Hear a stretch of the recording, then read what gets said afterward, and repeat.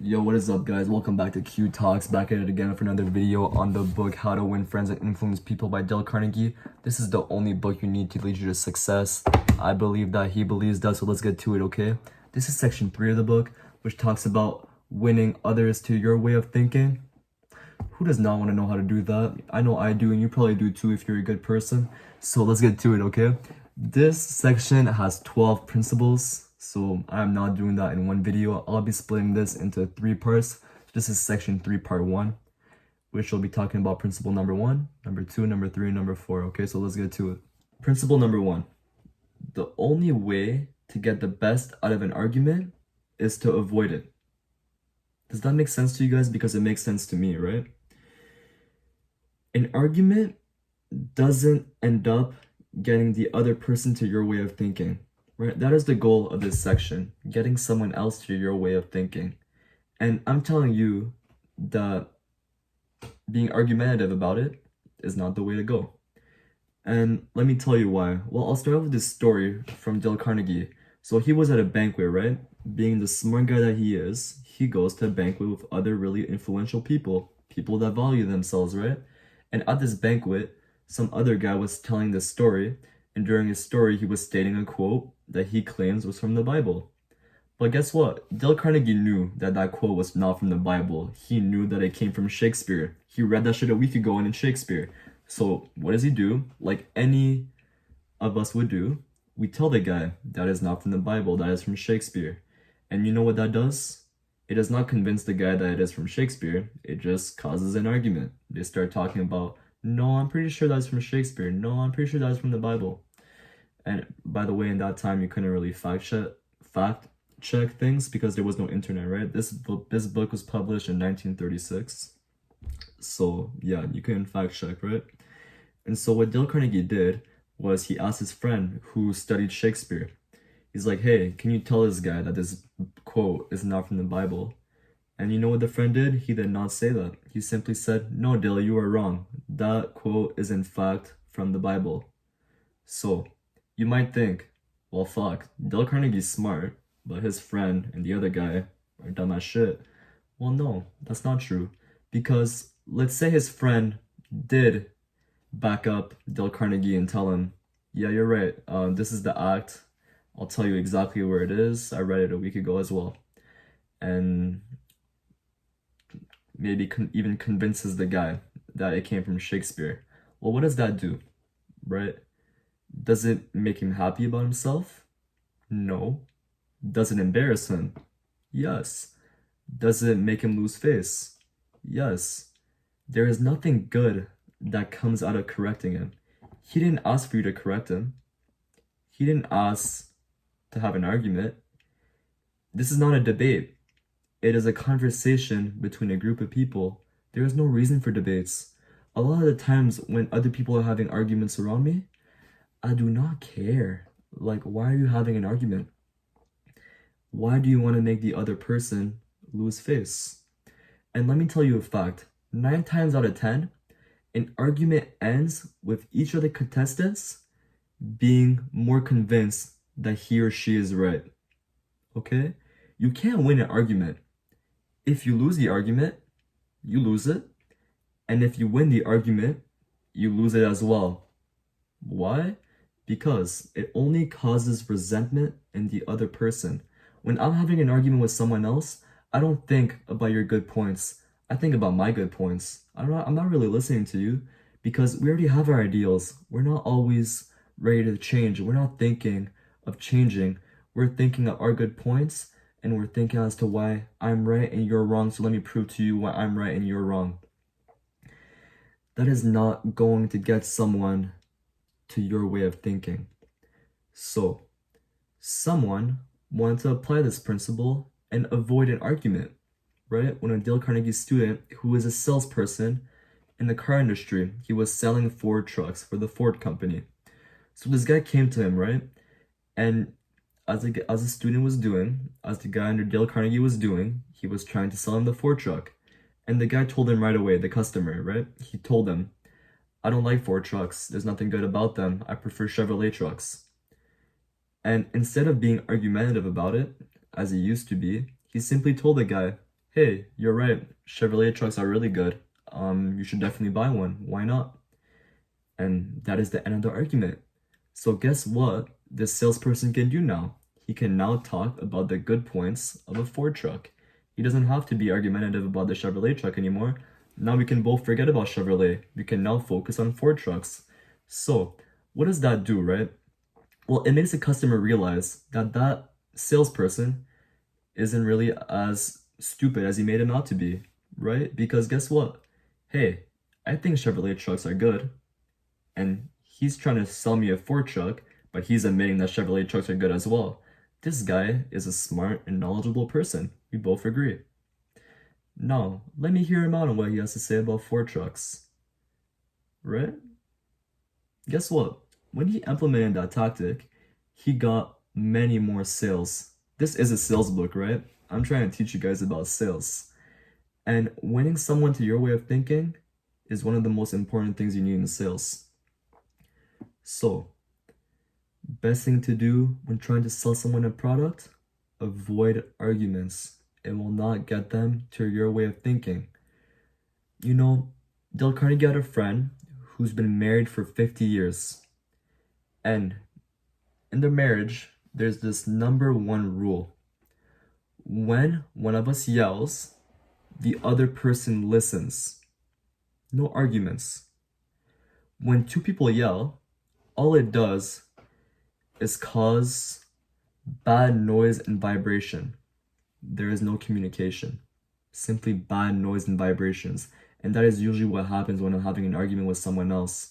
I am not listening to what they have to say, and they're not listening to what I have to say. It is just us being more convinced on our point of views, our own point of views. So let me get to part 2, and I'll explain what to do in that case. So principle number 2, show respect for the other person's opinions. Never let them know that they are wrong, okay? So let me tell you something that Theodore Roosevelt said, right? An old president of the United States. He claims that if he was right only 75% of the time, he would reach the highest measure of his expectations. Now that is being wrong 25% of the time, right?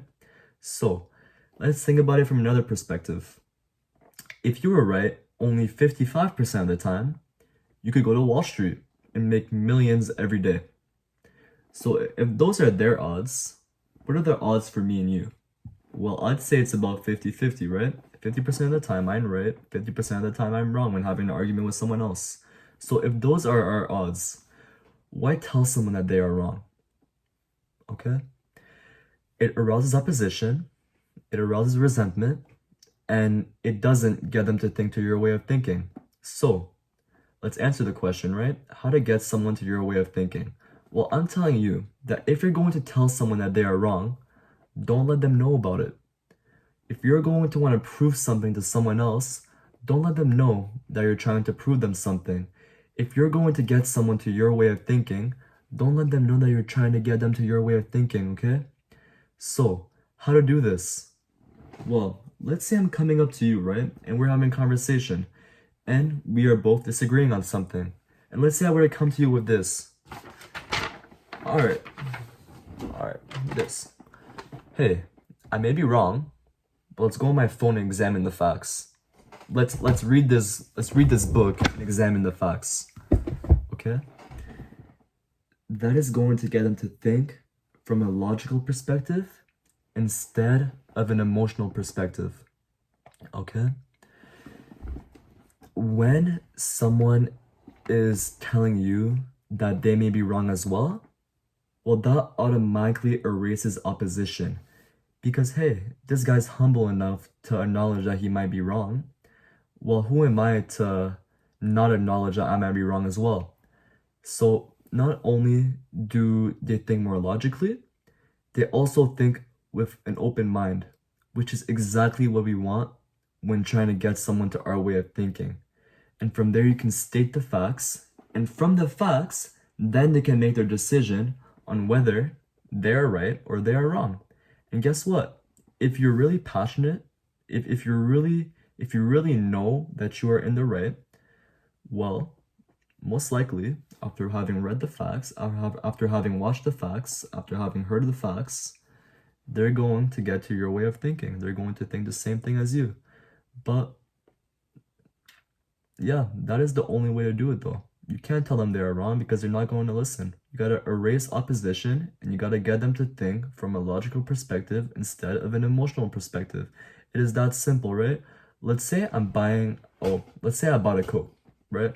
A jacket, a $300 or $300 jacket. And personally, it's a nice jacket, but I know it was now worth 300 bucks. Okay? So I'll give this story to you from two different perspectives. Someone comes to me, right? Tells me, "Oh, hey, you got a new coat. How much was it?" I tell them 300 bucks. And they start telling me, "Oh, that is not worth it. I've seen better coats for a cheaper price, this and that." Well, my first thought is going to be to defend myself, right? I'm going to oppose them. I'm going to tell them, "No, you're wrong. Actually, this and that. I feel much better after having bought it. I know many coats that are more expensive, but this one looks better. I'm happy with my decision. Who are you to tell me that I made the wrong decision?"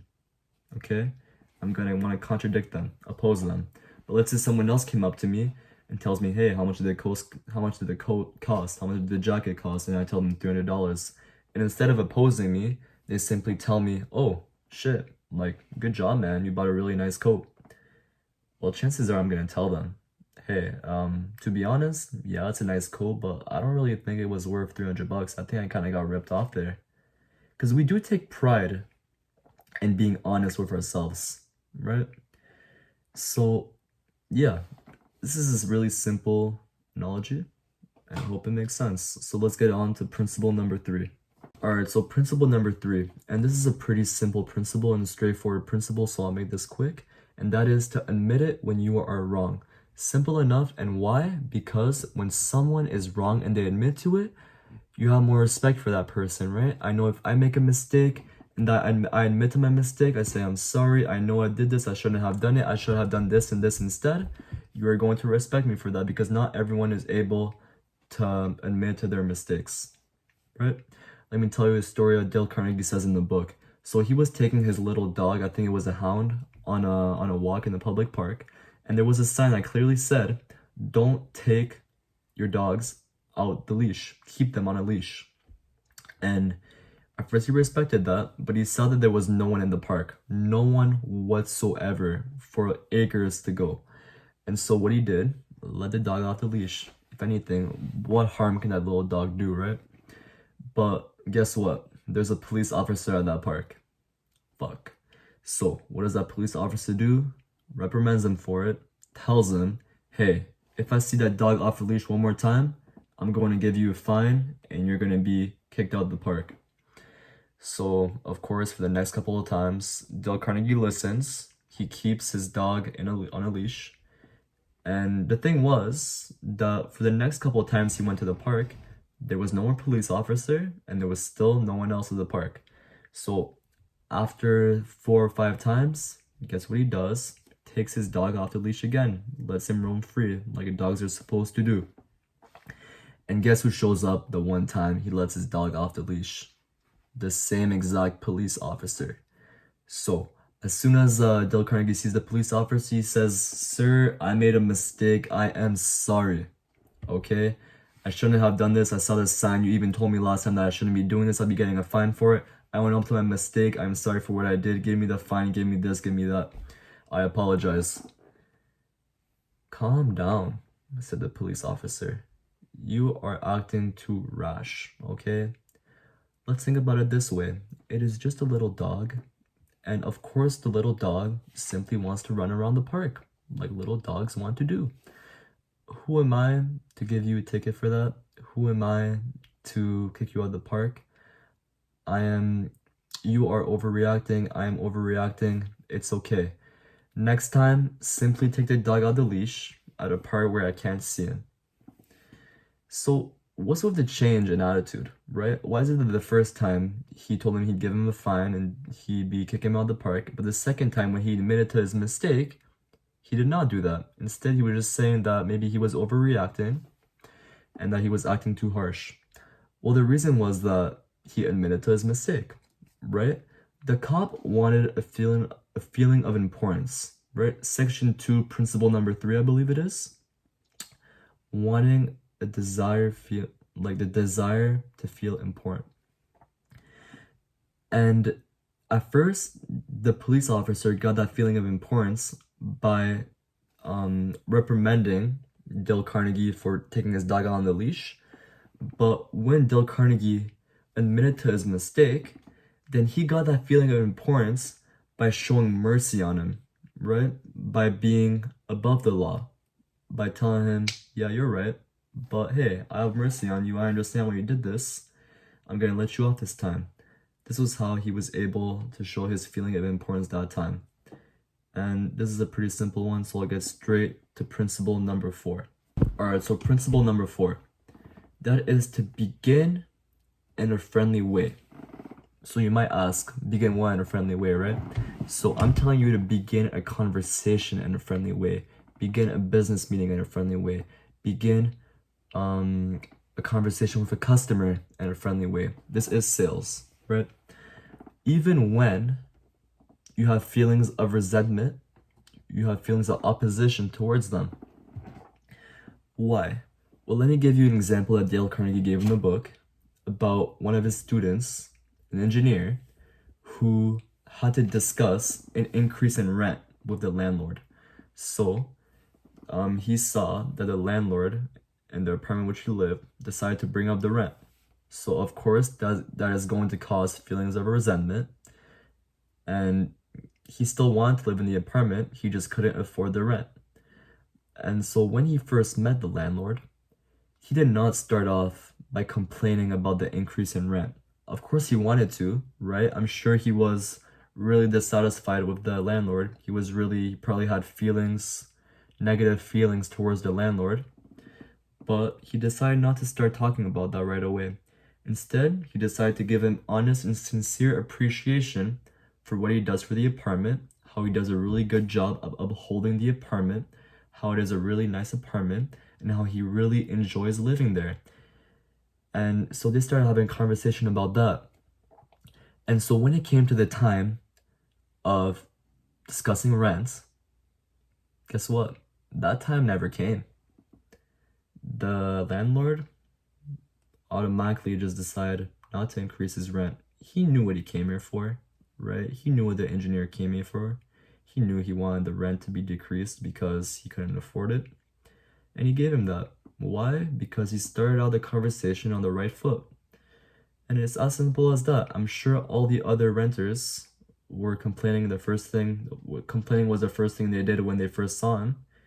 And I'm sure he was sick of it, but when he saw that someone came with a different approach and decided to appreciate him instead, automatically he got what he wanted. And it is as simple as that.